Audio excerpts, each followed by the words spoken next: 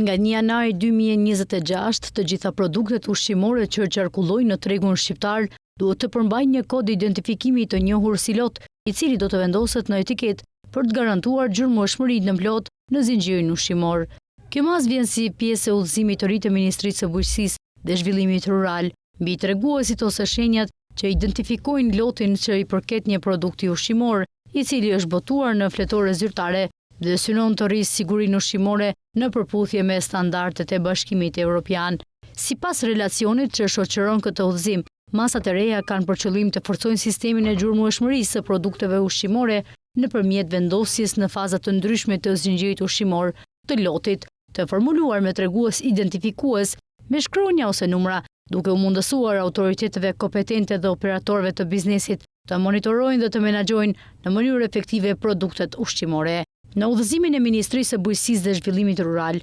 thuhet se çdo produkt ushqimor do të duhet të ketë të shënuar një tregues unik, të formatuar me shkronja ose numra, që tregon kohën dhe vendin e prodhimit, përpunimit ose paketimit. Ky tregues do t'i paraprish shkronjat L, përveç rasteve kur identifikimi është i qartë dhe pa të. Produktet që janë etiketuar përpara hyrjes në fuqi të udhëzimit do të lejohen të qëndrojnë në treg deri në përfundimin e stoqeve, ndërsa AKU është ngarkuar të monitorojë këtë proces kalimtar.